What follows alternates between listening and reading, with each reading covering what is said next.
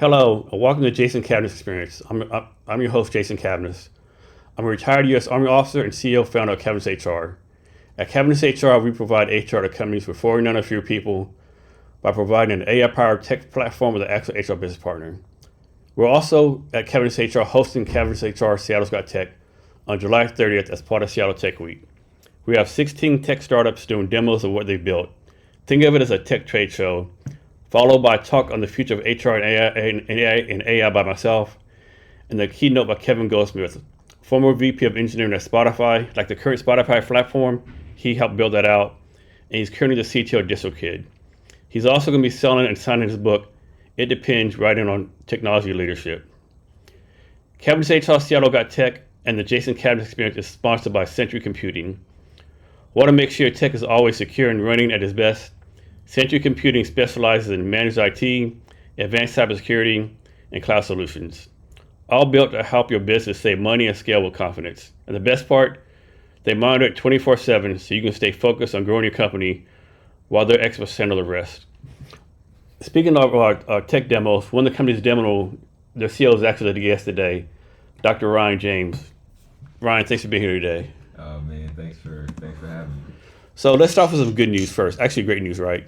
You did a post on LinkedIn, I think, just earlier today where you actually raised more money, right? Yep. I mean, congrats on that, right?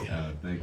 So talk about that process, right? Like, how did that come about? Because like this, most people in this space know about all these like VCs. I've never heard this VC firm. I guess because it's like more health tech based or something like that. Yeah, it's an impact fund out of Yale. So Yale Main Impact Investment Fund. It's a sort of a student-related organization that invests in impact-focused companies, impact-related companies. And as you know, we're on track to help a lot of people access care. So that really resonated with them. And so it was just a natural partnership. So like one thing I've learned doing this stuff, like there's actually like maybe not hundreds of thousands of VCs. There's a lot of freaking VCs, right? There's a lot. Like, how did you find this VC fund? They actually found us. They saw me pitch on the pitch show, which has been tremendous for getting the word out on what we're doing. And so they were one of the folks who reached out and wanted to chat with us. And like they always talk about, like the VC firm doing due diligence on founders, right? But it's more important, I think, for us to do due diligence on the VCs. Word. Can you talk about how you did that with these people? Yeah, just looked up their backgrounds, particularly the due diligence team, but also the folks who lead that fund, the IC committee, like Nancy up front, who is a pioneer in impact investing. And so just having folks like that on our cap table that believe in what we're doing and that have a network of other folks who can help us is extraordinary. So how did this process work? You did a pitch show, so I want to talk about that later. And what's the name of the firm out of Yale? The Main Impact Investment Fund. And so like when they reached out to you, were you like, okay, what's this? Who's these people? Like, like, I get emails all the time. We want to invest in you, but first give us like $20,000 some bullshit, right? Yeah. A lot of folks who reach out, you never know. You never know what their angle is, what they're trying to sell you, etc. And so for us, I usually take a first meeting if it seems okay, and then I get a sense of who I'm sitting across the table from or sitting across the Zoom from, and take it from there. And now, how do you of course, don't tell the details. I mean, if you want to, you can, but no, don't. Of course, you don't want to. But how do you do like the negotiation, right? Like they offer you, I'll make this up, like 1.5 million for 25%. And you're like, no, that's bullshit. We'll take 1.5 for 10%. Talk about those negotiations, so to speak. I mean, it's basically like that. Yeah. You also factor in like who they are, and what value they bring, and why they want to invest, and if you want them on your cap table. And so we've also turned people away, but for us, this is a no-brainer. On paper, it seems like a no-brainer. Yeah. Yeah. And this is your second investment?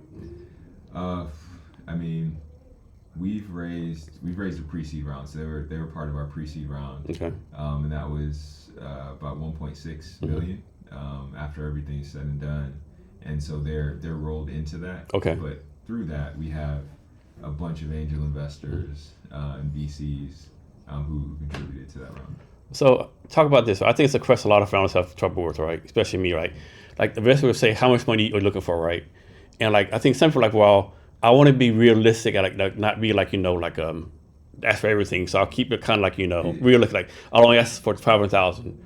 But in real, like man, if I want to go all out, really scale, I need like $3.5 million, right? Yeah. So how did you like kind of figure out what to ask for between those two things? Yeah, the short answer is understand the market and know who you're talking to and ask for an amount that works, that fits into that.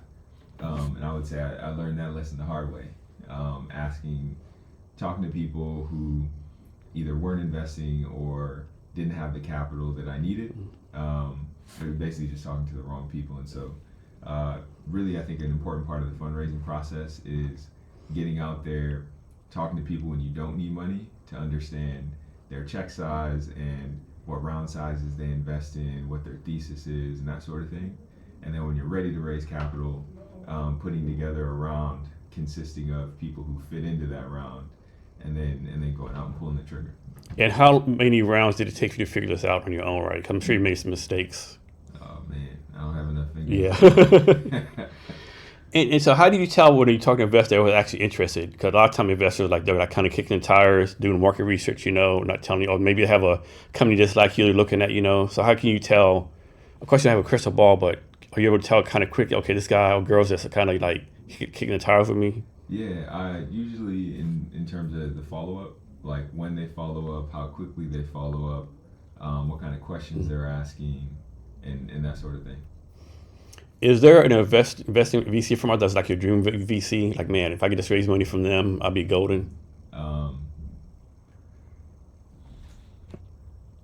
Honestly, for me, it's about partnership. Like we've received investment from funds that you might not have heard of that have helped us tremendously. Like they have just gone out of their way to open up their not only their wallets but their networks and introduce us to people. And so for me, it's not about necessarily big brands, big names, even though of course we want those in our cap table as well. But I just want to give a shout out to the investors who really go to bat for their founders, because that's made a huge difference for us. Now, how much time do you think you spend on fundraising? They say it's a full-time job, right? Yeah. But you still got to do everything else, right? Like, how did you figure that out, right? Yeah, unfortunately. You went from sleeping 8 hours a day to 2 hours a day or something? Basically, unfortunately, it's a full-time job. Yeah. And you gotta run the business as well. And so, like managing employees, building product, developing strategy, etc. Like you can't just put those things aside. But like when it's time to get money, you gotta focus on that because nothing else matters if you don't have the capital to actually. So how you do this? Like it's like people say, the main thing is the main thing, but if the background sales is the main thing, their marketing the main thing. Everything, little thing, their niches is the main thing, right? So of course everything can't be the main thing all the time. So how do you like every day decide what's the main thing for that day? Team. Like we have a fantastic team at Doppel. I couldn't dream of working with better people than I work with right now, and just leaning on your team to handle the stuff that needs to get done, and then they can also lean on me to handle the stuff I need to get done. So it's really a team sport. So slight exaggeration, but on your website you have like thousands of advisors, thousands of consultants, right? like how do you make sure they're actually adding value and just not like a nameplate on your website, right? 'Cause I'm pretty sure investors ask you like, do all these people that actually invest money in you, or they provide advice? Like how do you prove to investor anyone else like this is like some random name on there?